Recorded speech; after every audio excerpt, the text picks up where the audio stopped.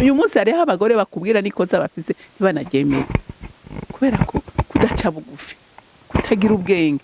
Burya nkubwire, burya guca bugufi gusaba imbabazi bihwamika uburakari, niko ijambo ry'Imana rivuga. Ubwo urazi kubona umuntu agufitiye cyari wakoreye nabi azanye uburakari bwinshi, ariko wowe ukacuca bugufi ukamubwira ati ndagutakambiye mbabarira, yega n'ubushavu yaca wawe. Ariko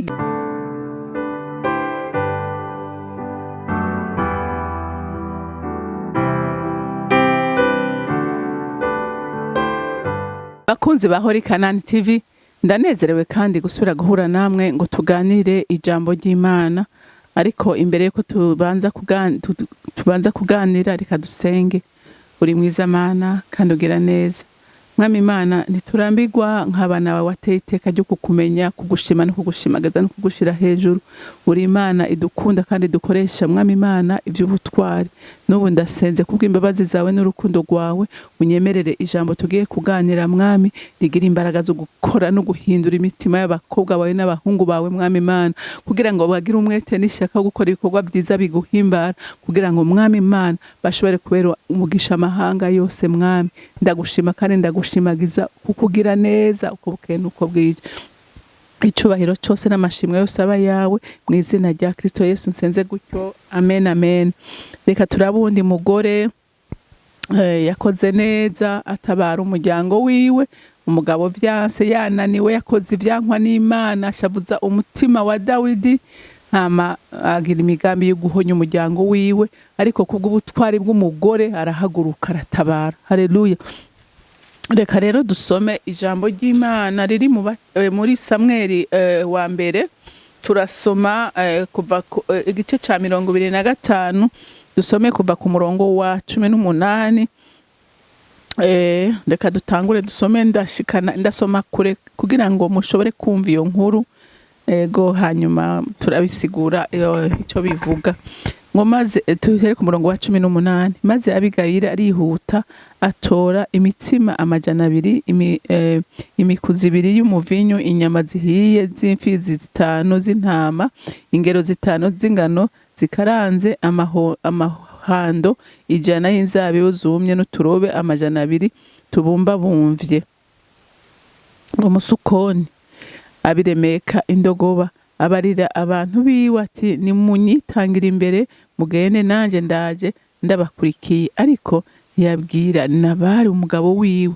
Nuko akimanuka ari ku ndogoba yiwe, ajanye inzira ikingiriwe n'umusozi.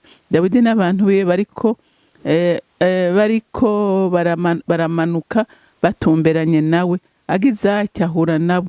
Kandi Dawidi yari yavuze ati n'ivy'ukuri byabaye ivy'ubusa kuzigama ivy'ugo rugabo rwari rufise byose mu bugaragwa, ntihazimiye na kimwe mu byo yari afise byose.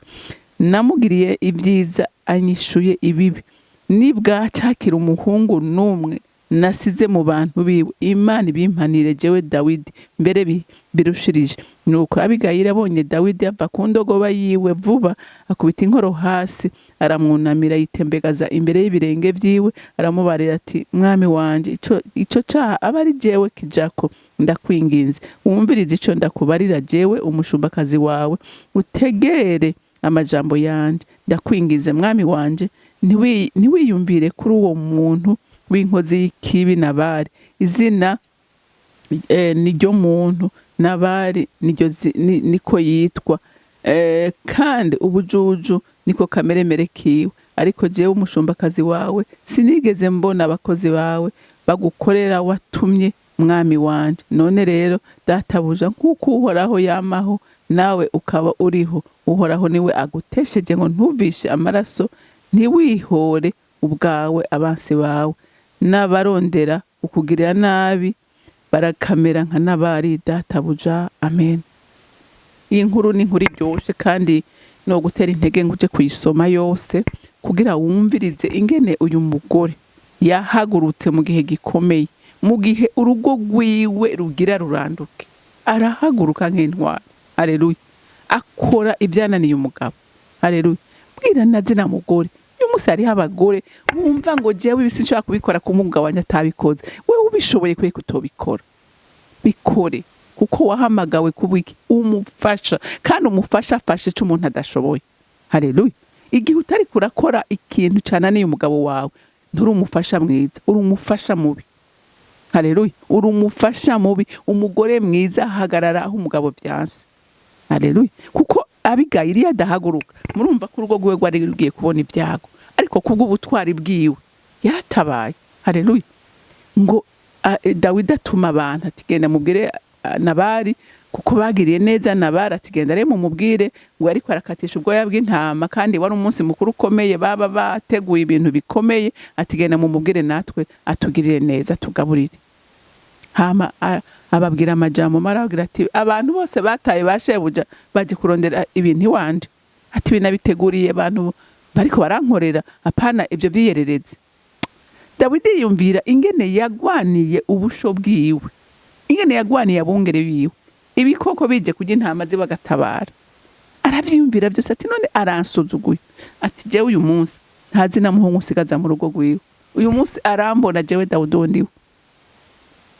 Ngo abwira ingabo ze bati fata inkota muze tugende, ariko ngo hagira umwe amenya amakuru. Haleluya. Agenda abwira Abigayili ati erega ibara riraguye, ati databuja yakoze ibara, ati Dawidi yagiriye neza abungere, yararinze ibintu byose ntihagira ikintu na kimwe cononekara, ati none yamusavye ngo agira icamo amurungikiye, ati kandi yamwishuye nabi, ati none Dawidi yarahiye ko atazi na muhungu asigara ngaho, ati none raba ico ukora. Urumva abagore b'intwari n'abakozi babibiri banga, ariko iyo ari umugore w'igipfu nk'umugabo wiwe bari kwihorera, ariko kubera urukundo babonamwo Abigayili, ubwenge babonamwo Abigayili, aremera uyu mwana araja kumubarira, ko yarazi ko inyinshi za kuboneka. Ngo Abigayili aranyarutsa, arakwakwanya, arategura n'ingoga, mwumvise ivyo yateguye uko bingana, ngo akorera abakozi ati nyaruka, ati nanjye ndabaje inyuma. Haleluya. Ati tugende turabe ko hari ico dusova. Hanyuma nawe tabaje inyuma, ngo ashitse abonye Dawidi ngo ava ku ndogo bayibikubita imbere yiwe, aca bugufi. Haleluya. Ararokonesa ikosa ryabaye. Uyu munsi hariho abagore bakubwira n'ikosa bafise ntibanaryemere, kubera ko kudaca bugufi, kutagira ubwenge. Burya ninge nkubwire, burya guca bugufi gusaba imbabazi bihwamika uburakari, niko ijambo ry'Imana rivuga. Ubwo urazi kubona umuntu agufitiye cyari wakoreye nabi, azanye uburakari bwinshi, ariko wowe ukacuca bugufi ukamubwira ati ndagutakambiye mbabarira, yega n'ubushavu yacahwama. Ariko igihe uduga ijijwe urumva uduza uburakari. Ariko Abigayili amenye ingene afata Dawidi kubera n'umugore w'ubwenge. Haleluya. Ava hasi yitembagaza imbere yiwe, ati ntabara muntu w'Imana umbabarire, ati jewe n'ukuri sinigeze mbona abakozi wawe, amakuru ntayo namenye, atariki caho kiharure kuri jewe, ati ntugiharuye kuri kijya gipfu, ati yitwa Nabali, kandi urazi ko ari Nabali bivuga kijuju, ati zina n'iryo muntu, aturabe jewe, ati jewe ndaciye bugufi mbabarira. Aca bugufi. Haleluya. Umugore azi kwinginga. Amen. Haleluya. Umugore azi kwinginga. None nawe naho ibyago byoba bije biteye urugo rwawe, ukaba umugore azi ubwenge, azi gusenga, azi kubembereza Imana, azi kwinginga Imana, Imana irahindura ibintu. Haleluya. Imana irahindura ibintu. Hanyuma ati nukuri ndakusabye unyakirisha ikanwa ryanje, ati ntuvisha amaraso, Imana ntize nayaguharure ko urazi kuzoba umwami, mutaka amashugwe. Haleluya. Dawidi aravyitegereza, arabo guca bugufi k'uyu mugore, arabo ubwitange bw'uyu mugore, aramushimira. Aturakoze kubona untesheje kuvisha amaraso. Yakirisha ikanwa ryiwe. Haleluya. Yakirisha ikanwa ryiwe. Dawidi asubira inyuma ati je nari nadesize kurangiza zina muhungu, atariko kubw'ubwenge bwawe n'ubwitonzi bwawe ndabihagaritse. Haleluya. We uyu munsi iyo hari ibintu bisopanye mu rugo rwawe mbego byifatamwo gute? Mbega aho kuraba ngo itore sorisho uza gutera induru tukana? Yega hari ibintu biba vyabaye, mukavuga utereka ahubwo ntore inyishu, aho kuja kwa santi w'ingorane ukaraba ingene utora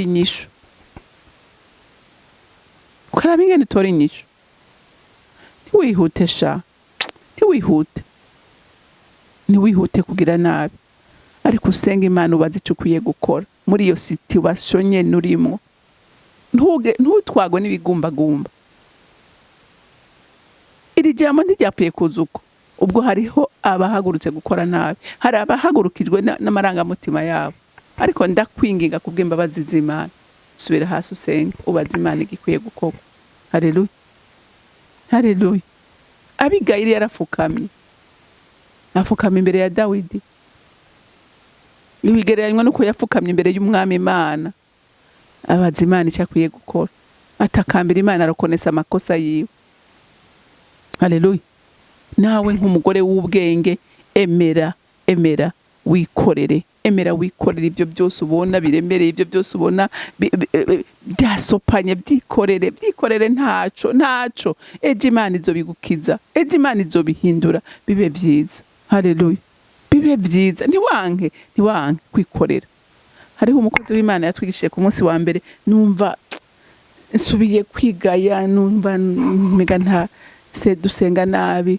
Aravuga ati mbega ko abantu benshi twanka kwikorera imitwaro, twanka kuvyemera ngo tubicemwo. Ati mbega ndababaza, ati uyu munsi wewe uri mu ishuri uri kuriga mu ishuri, ati hageze ko ukora ikibazo ukatusenga Imana ngo ikureho icyo kibazo, none wokunguruzwa gute?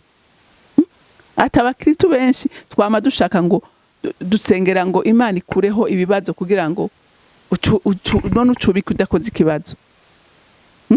Erega Imana turabiraho nyene muri ibi bikomeye, inyifato tugira. Inyifato tugira. Ngo no testimony. Atakugeragezwa ntahe. Tukadushaka intahe rero, turemera, tubivogeremo. Haleluya. Tubihogezemwe amaguru yose, hama turangamize. Turangamize mu ijuru kuko tuzi neza ko byose ariyo biva. Haleluya. Abigayili aramenya gufukama. Bigereranywa no gusenga, umugore azi gusenga, umugore azi kwinginga, umugore azi kuririra Imana. Haleluya. Aririra Dawidi aramutabara, arabireka, icyago kirakugwa ku muryango wiwe. Nawe uyu munsi ukaba utari umugore azi kurira, azi kwinginga, nukuri nta kizobuza na kimwe kwicago kiba ku muryango wawe. Ariko ndakwifuriza muntu w'Imana kuba umugore azi gufukama, kuba umugore azi guhagarara mu gihe gikomeye, agahagarara nk'intwari, agatabara, akabera amaso urugo rwiwe. Imana yo mu ijuru ibampera umugisha, mugira umunsi mwiza. Ndagushima Mana, ndakuninahaza Mana, kuvyo dukorera n'ibyo dukorera uko bukeye nuko bwije. Ngushimira nk'umugore nk'Abigayili ko yahagurutse Mwami Imana agahagarira umuryango we kandi akawutabariza kandi ugatabara nawe. Mwami Imana, iki ni icitegerezo kivuga gituma natwe uyu munsi tudakwiye gutinya uburiganya bwose bwa Satani n'imigabo n'imigambi yiwe yose mibi mwafitiye imiryango yacu, ariko tuzi neza abahagaze badatinya ko atakintu na kimwe cobuza ko utabara. Rero ndakwingize Mwami Imana, umara ubwoba abantu bose bari bafise ubwoba, umara abantu bose Mwami intege nke bari bafise, kugira ngo duhagarare dukoresha ibikorwa byiza bituma imiryango yacu itabagwa. Ndagushimiye kandi ndakuninahaje, icubahiro cyose n'amashimwe yose aba yawe. Nkaba ndabisenze ndabyizeye kuvyumvise mu izina rya Kristo Yesu. Mugira umunsi mwiza, mwarahezagiwe.